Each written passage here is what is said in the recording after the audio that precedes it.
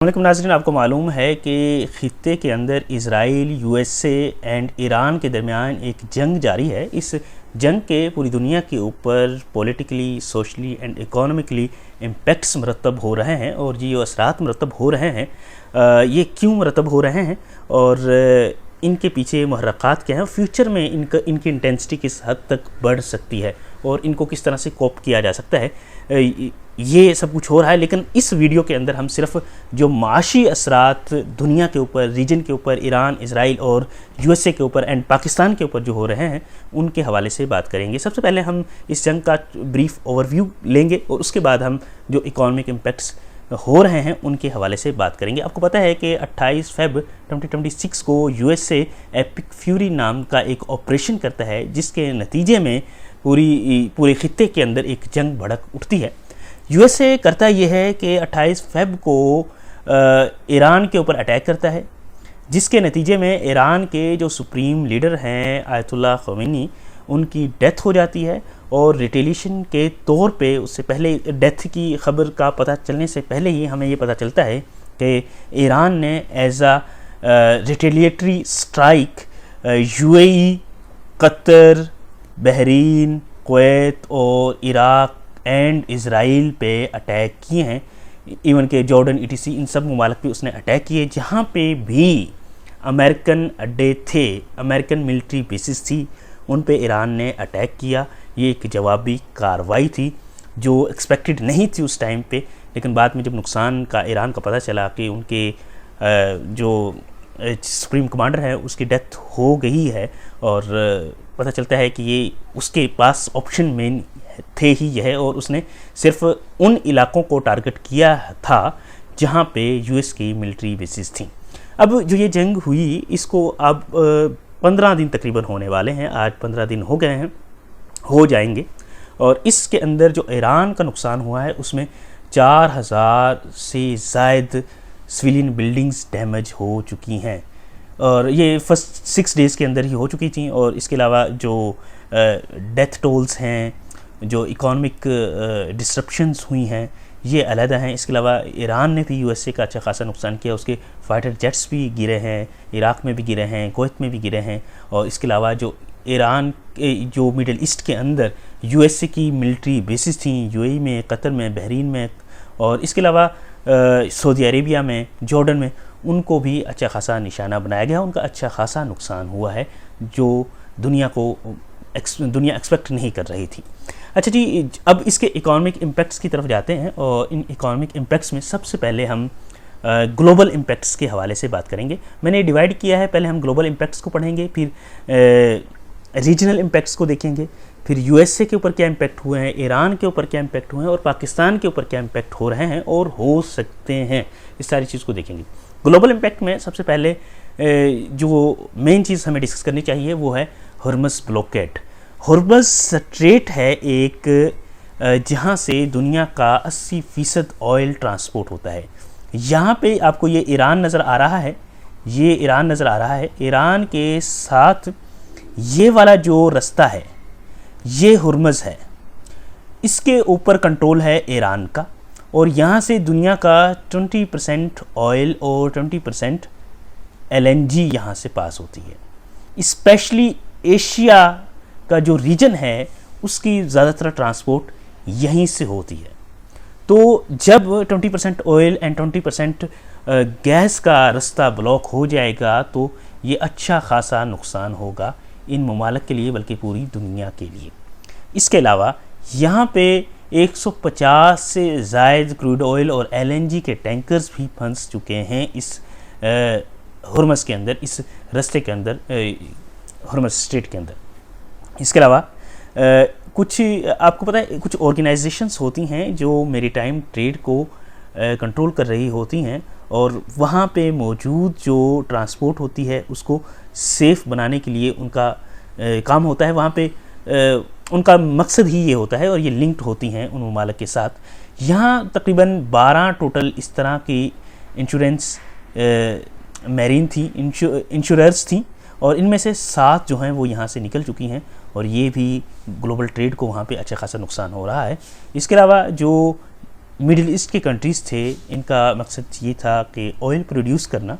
अब ऑयल की प्रोडक्शन चूँकि इन रीजन्स के अंदर कम हो चुकी है, तो इसकी वजह से उनका ना सिर्फ उनके ऊपर इकोनॉमिक इम्पेक्ट आ रहा है, बल्कि जो उनके ख़रीदार थे लाइक के Asian countries, China, Russia, etc और बाकी ममालिक, उन पर भी अच्छा खासा इम्पेक्ट आ रहा है।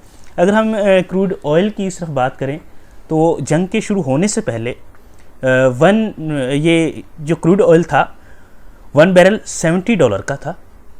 जंग स्टार्ट होती है और अभी कुछ ही टाइम गुजरता है तो ये जो तकरीबन मार्च 12 तक ये जो ऑयल की कीमतें हैं बढ़ती हुई 100 बैरल तक चली जाती हैं। अब इसकी वजह क्या है कि चूँकि जो सप्लाई लाइंस हैं कुवैत की, इराक़ की, सऊदी अरेबिया की, यूएई की, ये बंद हो, यहाँ से दुनिया को ऑयल पहुँचाया जा रहा था। अब हॉर्मज़ के ब्लॉक होने की वजह से जो ये रास्ता है जहाँ से अब ऑयल आएगा वो बहुत लंबा पड़ गया है, उसके हवाले से हम बात करते हैं। इसके अलावा अगर हम एलएनजी की बात करें, लिक्विफाइड नेचुरल गैस की, liquefied natural gas mostly Qatar से पाकिस्तान को और बाकी वो मोस्टली एशियन कंट्रीज़ को वहाँ से आ रही थी। कतर के ऊपर अटैक किए हैं। कतर ने जो उसकी लेफान जो उसकी इंडस्ट्री थी उसको उसने पहले ही बंद कर दिया है, जिसके नतीजे में जो एलएनजी की प्राइसेस हैं पूरी दुनिया के अंदर वो भी बढ़ चुकी हैं। अब मैंने बताया कि ऑयल की प्राइसेस क्यों बढ़ रही हैं। एक तो प्रोडक्शन कम हो रही है, कुछ ममालिक प्रोडक्शन कर भी रहे हैं, उनको फ़ायदा ये भी है कि ईरान से लोग ऑयल नहीं ख़रीद रहे हैं, गैस नहीं ख़रीद रहे, उनको भी यही कंट्रीज़ डील कर रहे हैं। लेकिन ज़्यादा मसला जो आ रहा है वो इन ट्रेड रूट्स की वजह से आ रहा है। ये देखें, ये हुर्मस है, हुर्मस से पहले ये बाबुल मंदब है, ये हुर्मस है। यहाँ से जो ऑयल जाता था उसकी कॉस्ट एशियन कंट्रीज़ को बहुत कम पड़ा करती थी, जो ये सारे एशियन कंट्रीज़ हैं। लेकिन अब दो रास्ते हैं, एक तो ये बाबुल मंदब वाला नहर स्वेज़ वाला यहाँ से होके गुज़रता है, ये नहर स्वेज़ है, ये बाबुल मंदब की स्टेट है, यहाँ से गुज़रता है। लेकिन ये भी ख़तरे से खाली नहीं है। यहाँ पे आपको पता है, यहाँ पे इज़राइल है, सऊदी अरेबिया पे भी अटैक हो रहे हैं, ये यमन है, यहाँ पे ईरान का असर व रसूख है, ईरान का असर व रसूख है यहाँ पे भी। तो ये वाला जो सारा रीजन है ना, ये नो गो जोन है, यहाँ से ट्रेड करना मुश्किल है। अब ट्रेड पॉसिबल कहाँ से है, वो इस रीजन से है। ये अफ्रीका का चक्कर लगा के ये गुड कैप से होके यहाँ तक एशिया तक पहुँचना, और ये जो है ये अच्छा खासा टाइम लेता है और इस पर कई हफ्तों का टाइम ज़्यादा भी लग जाता है। और जब ये ट्रांसपोर्ट इतनी दूर से होके आ रही होती हैं चीज़ें, तो उसके नतीजे में उसकी कीमतें भी बढ़ जाती हैं। अब ये ट्रांसपोर्ट का ख़र्चा है, ये भी उन्हीं कंट्रीज़ को देना होगा जो कंट्रीज़ ऑयल या गैस या कोई भी ऐसी प्रोडक्ट इन ममालिक से ख़रीद रहे हैं, और इस रास्ते से वो चीज़ आ रही है। इसके अलावा जो 4000 डेली फ़्लाइट्स मिडल ईस्ट से उड़ती थी, यूएई, कतर, कुवैत, बहरीन से जा रही होती थी, वो भी क्लोज़ हो चुकी हैं। दुबई जो यूएई के अंदर मौजूद है, दुबई और अबू धाबी जो मेजर हब्स हैं, ये ना सिर्फ इंडस्ट्रीज़ यहाँ पे लोकेटेड हैं, ये टूरिज़म के लिए भी और बाकी चीज़ों के लिए भी बड़ा इम्पोर्टेंट अहमियत का हामिल था। तो इसके बंद होने की वजह से भी ओवरऑल ना सिर्फ दुबई को नुकसान हो रहा है, बाकी बिजनेसमैन जो वहाँ पे मौजूद थे उनको भी अच्छा खासा नुकसान हो रहा है। इसके अलावा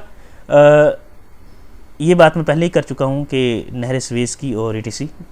अच्छा जी, अब दूसरा अगर हम फाइनेंशियल मार्केट्स की तरफ जाएं तो वहाँ पे भी अच्छी खासी गिरावट का सामना है पूरी दुनिया को। डो जोन्स जो यूएसए की स्टॉक एक्सचेंज मार्केट है वो 400 प्लस पॉइंट तक गिर गई मार्च 2 को। इसके अलावा कॉस्पी साउथ कोरिया की जो स्टॉक एक्सचेंज मार्केट है वो 12% तक एक ही दिन के अंदर गिरी। पाकिस्तान जो है उसकी स्टॉक एक्सचेंज मार्केट 16,089 पॉइंट्स तक गिरी, 9.57% तक इसमें डिक्लाइन आया और ये लार्जेस्ट सिंगल डे डिक्लाइन था। इसके अलावा कुछ चीज़ों को अगर देखें तो जो सोने की कीमतें हैं वो बढ़ रही हैं। जो ये $5400 पर उस ये बढ़ चुका है जो सोने की कीमत है, इसमें इंक्रीज़ आया है। लोग इसमें अपने रिज़र्व्स को स्टोर करने, चीज़ों को रिज़र्व करने की कोशिश कर रहे हैं सोने में। और इसके अलावा जो US डॉलर है, इसके ऊपर लोगों का इन्हिसार है, तो इसमें क्योंकि लोग अपनी मतलब कि चीज़ों को यहाँ पे रिज़र्व करने की कोशिश कर रहे हैं, तो USA जो है, इसकी US डॉलर जो है, इसको ये स्ट्रेंथन हो रहा है इस जंग के दौरान अभी भी।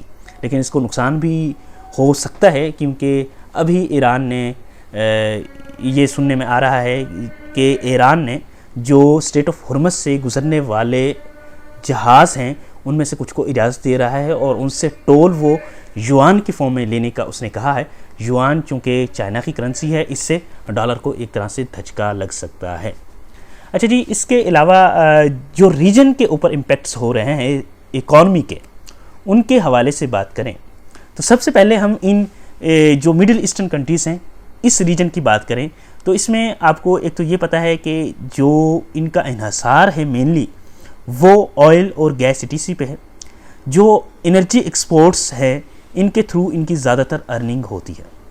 अब जबकि कतर ने अपनी जो LNG का इंफ्रास्ट्रक्चर है, LNG की इंडस्ट्रीज़ हैं, जो कंपनीज़ हैं, उनको बंद किया है। सऊदी अरेबिया की जो ऑयल फैसिलिटीज़ हैं उन पे अटैक्स हुए हैं, वो भी उसने बंद की हैं। तो इसके नतीजे में जो एनर्जी एक्सपोर्ट्स हैं मिडिल ईस्ट की, वो हाल्ट हो रही हैं। इसके अलावा दुबई जो न सिर्फ एनर्जी एक्सपोर्ट्स के लिए इम्पोर्टेंस का हामिल है, बल्कि ये इसमें बहुत से इन्वेस्टर्स पूरी दुनिया से यहाँ पे इन्वेस्ट करते हैं। डिफरेंट किस्म के बिजनेसेस यहाँ पे रन किए जाते हैं और पूरी दुनिया से बिजनेसमैन यहाँ पे मौजूद होते हैं। तो यहाँ पे भी जब यहाँ पे कारोबारी ज़िंदगी रुका है, तो इसको भी अच्छा खासा नुकसान हुआ है। इसके अलावा जो दुबई, सऊदी अरेबिया और बाकी जो अरेबियन कंट्रीज़ हैं, इनके अपने पुराने अलाइज USA के साथ ताल्लुकात भी ख़राब होते हुए नज़र आ रहे हैं, क्योंकि USA का टोटली इंक्लिनेशन टुवर्ड्स इसराइल है। वो इसराइल को ही सिर्फ प्रोटेक्ट करने की कोशिश कर रहा है।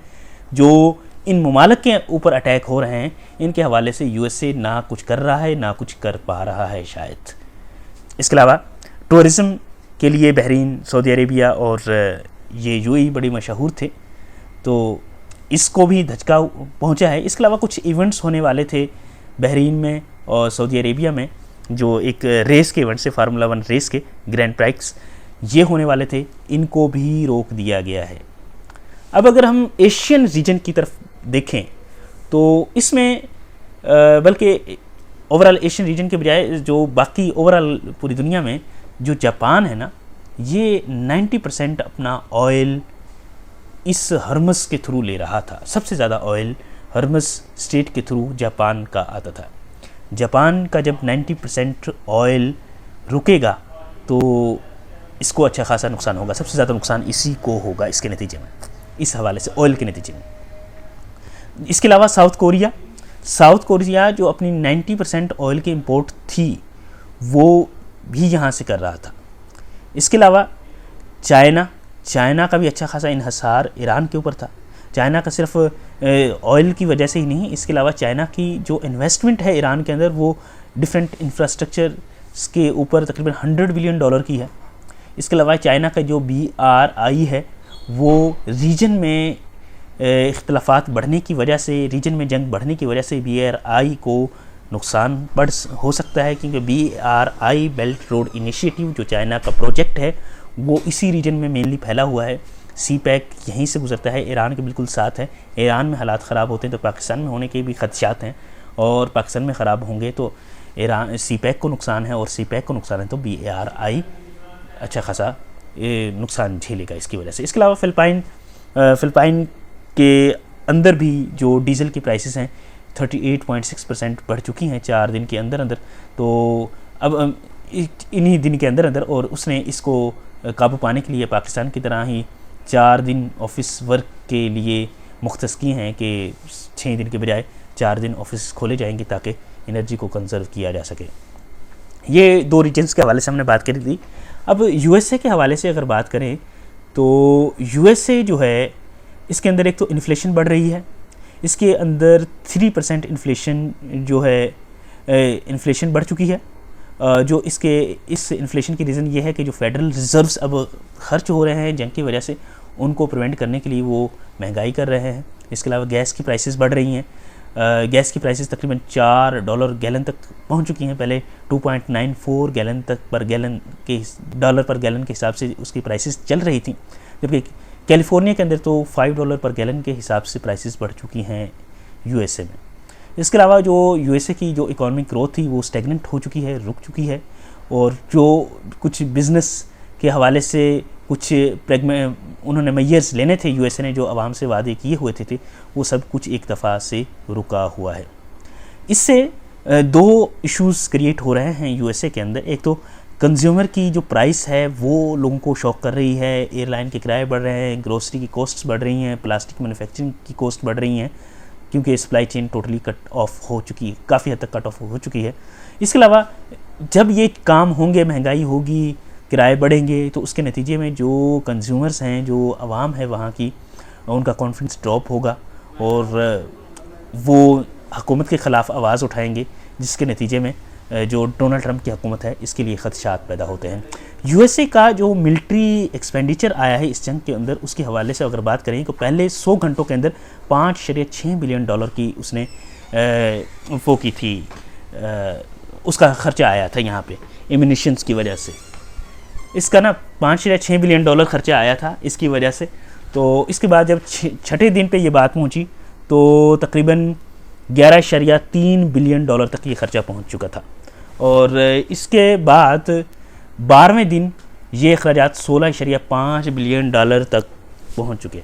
ठीक है, ये यूएसए का अखराजात हो रहे हैं और ये जंग अभी रुकने का नाम नहीं ले रही, और ये उसी तरह से जंग फैलती जा रही है जैसे इराक़ और कुवैत के दरमियान जो उसने 1991 में जंग लड़ी थी, उसके अंदर वो फैलती गई और उसके अंदर अच्छा खासा नुकसान हुआ इसका, और अफ़गानिस्तान के अंदर जिस तरह से नुकसान हुआ, उसी तरह की $1 ट्रिलियन जंग बनने की तरफ ये जा रही है। और अभी रुकने का कोई नाम नहीं है, कोई इस तरह से चीज़ें नज़र नहीं आ रही कि इस जंग को जल्दी रोका जा सकेगा। वैसे प्लान तो यूएसए का जो था वो चंद दिनों का था, लेकिन अभी ये 15 दिन तक फैल चुकी है और अभी भी ये फैल सकती है मज़ीद। अच्छा जी, इसके अलावा ईरान जो है, ईरान के हवाले से ईरान पे क्या इकोनॉमिक इम्पैक्ट्स आए हैं उनके हवाले से बात करें तो पहले ही मैं बता चुका हूँ कि 4000 सिविलियन बिल्डिंग्स इसकी वजह से डैमेज हो चुकी हैं पहले 6 दिन के अंदर अंदर ही। इसके अलावा जो बंद हो चुकी है, और अच्छा तो इसकी वजह से जो मिडिल ईस्टर्न कंट्रीज हैं उनकी प्रोडक्शन बढ़ भी गई है। वो कुछ ममालिक को ज़्यादा ऑयल भी एक्सपोर्ट कर रहे हैं, क्योंकि ईरान की जो एक्सपोर्ट्स थी उनको कंपनसेट कर रहे हैं। इसके अलावा इकॉनमी जो थी ऑलरेडी ईरान की डिक्लाइन की तरफ जा रही थी। आपको पता है कि उसी की वजह से पहले भी प्रोटेस्ट हो रहे थे, जो जब ये 1.4 मिलियन का एक ईरान 4 मिलियन जो रियाल थे ईरान के, वो $1 के इक्विवेलेंट हो चुके थे।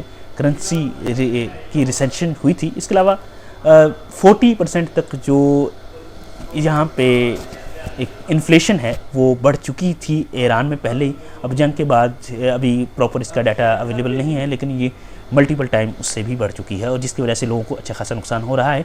अब इससे को टैकल करने के लिए जो ईरानी गवर्नमेंट है मौजूदा, उसने होप कार्ड्स इशू करने का वादा किया है कि जो बच्चे इस जंग के बाद मार्च 2026 के बाद पैदा होंगे तो उनके लिए उनको basic goods like baby diapers etc उनको प्रोवाइड करने के लिए ये एक होप कार्ड्स दिया जाएगा, जो कि फ्री ऑफ कॉस्ट होगा और उनके जो अखराजात हैं उनको पूरा किया जाएगा। इसके अलावा ईरान के लिए कुछ और मसाइल भी पैदा हो रहे हैं।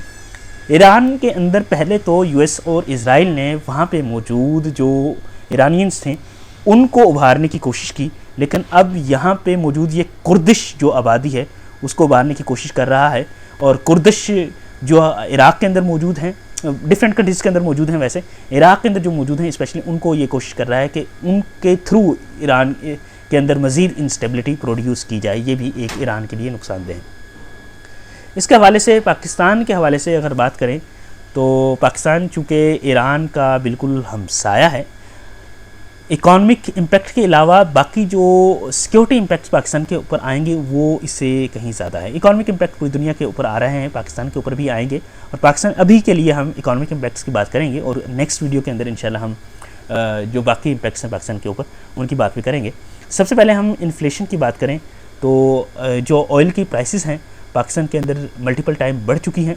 पाकिस्तान चूँकि मोस्टली इम्पोर्टेड ऑयल पे ही डिपेंडेंट है, तो यहाँ पे जो पेट्रोल की प्राइसेस हैं, जो पेट्रोल है वो 321 रुपये का हो चुका है पर लीटर, और जबकि डीजल जो है वो 335 रुपये का हो चुका है, और ये 55 रुपीज़ का इंक्रीज़ आया था यकदम पाकिस्तान के अंदर। अब जब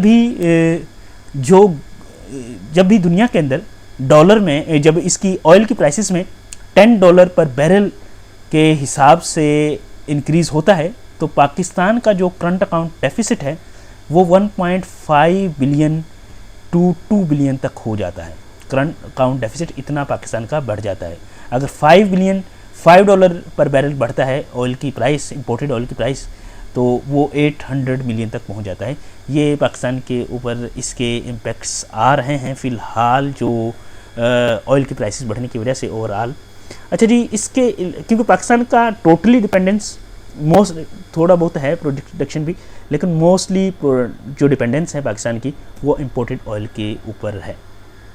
इसके अलावा मज़ीद जो पाकिस्तान को इकोनॉमिक इम्पैक्ट्स का सामना है उनमें यह है कि पाकिस्तान की जो इकॉनमी है वो काफ़ी हद तक रेमिटेंसेस पे डिपेंडेंट रही है और अभी भी है।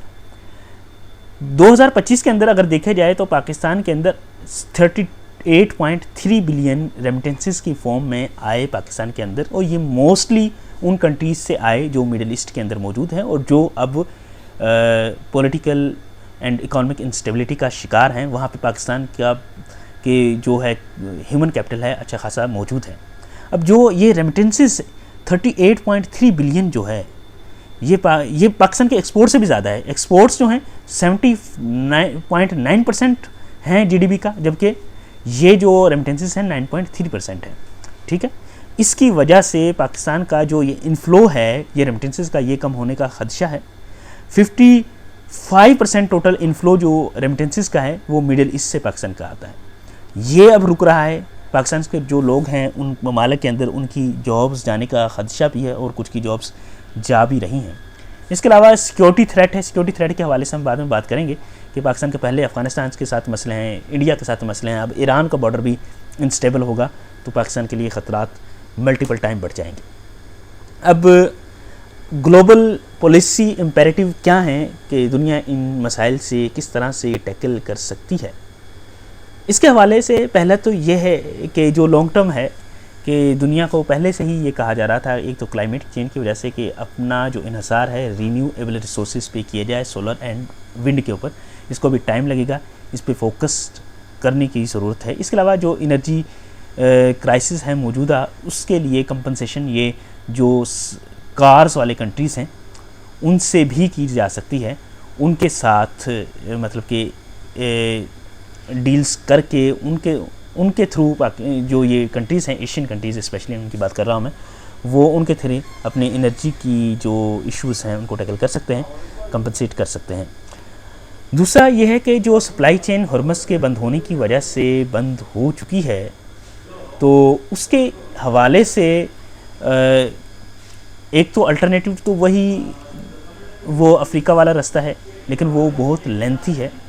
और इसके अलावा ये अफ्रीका वाले रास्ते के अलावा इस मसले को टैकल करने के लिए जो न्यूट्रल कंट्रीज़ हैं, रशिया एंड चाइना, जो फ़िलहाल अभी वैसे कुछ लोगों के मुताबिक वो सपोर्ट करते हुए नज़र आ रहे हैं, लेकिन ये अभी भी ये वो वाले कंट्रीज़ हैं जो यहाँ पे आर्बिट्रेशन करवा सकते हैं और इस एनर्जी सप्लाई को दोबारा से इसको कंटिन्यू करवा सकते हैं। तो इसके थ्रू ही ये मसाइल हल हो सकते हैं। फ़िलहाल अभी इस पे ईरान और यूएसए को भी अपना स्टांस मजबूत करने के लिए कुछ करना पड़ेगा, क्योंकि यूएसए का जो डोनाल्ड ट्रंप है वो किसी भी सूरत नहीं चाहता कि वो बदनाम होकर यूएसए वापस जाए और क्योंकि पहले ही आवाम उससे तंग है इन्फ्लेशन की वजह से, और पहले ही वो इसके ख़िलाफ़ थे इस जंग के, वहाँ की मोस्टली पब्लिक, तो उससे डोनाल्ड ट्रंप को अच्छा खासा पॉलिटिकल जो धचका पहुँचेगा वो बहुत बड़ा है। और इसके अलावा ईरान का जो नुकसान हुआ है, उनके जो सुप्रीम लीडर की डेथ हो चुकी है, और इसके अलावा उनकी जो टॉप लीडरशिप है उसको नुकसान हुआ है, तो ये एक बहुत बड़ा ईरान के ऊपर भी है। तो ईरान ने भी अपने आप को हर लिहाज से सर्वाइव करना है। तो ईरान ने अभी फ्यूचर अटैक्स जो ईरान के ऊपर हो सकते हैं, फ्यूचर इश्यूज़ क्रिएट कर सकते हैं इजराइल और यूएसए, उनके हवाले से भी अपने आप को मतलब कि एक सेफ फेस देना है। तो ये अभी कुछ पता नहीं कि ये जंग की साइड पे जाए, अभी फ़िलहाल ये बढ़ती हुई ही नज़र आ रही है जो 2-4 दिन के अंदर ख़त्म होनी थी। तो यहाँ तक इसके हवाले से आपके जो राय हैं वो भी आपने कमेंट सेक्शन में देने हैं। अच्छा जी, तो इसके हवाले से जो मज़ीद हम डिस्कशन करेंगे नेक्स्ट वीडियो के अंदर, इसके ऊपर हम देखेंगे, और जो जियो स्ट्रेटजिक इम्पैक्ट्स पूरी दुनिया के ऊपर आ रहे हैं स्पेशली पाकिस्तान के ऊपर, उनके हवाले से वीडियो बनाएंगे। जो ये वाला है ये भी स्पेशली इकॉनमी के हवाले से नहीं है ये वाली स्लाइड, तो इसलिए इसको मैं फ़िलहाल डिस्कस नहीं करा। तो यहाँ तक हम वीडियो को एंड करते हैं। जज़ाकल्लाह।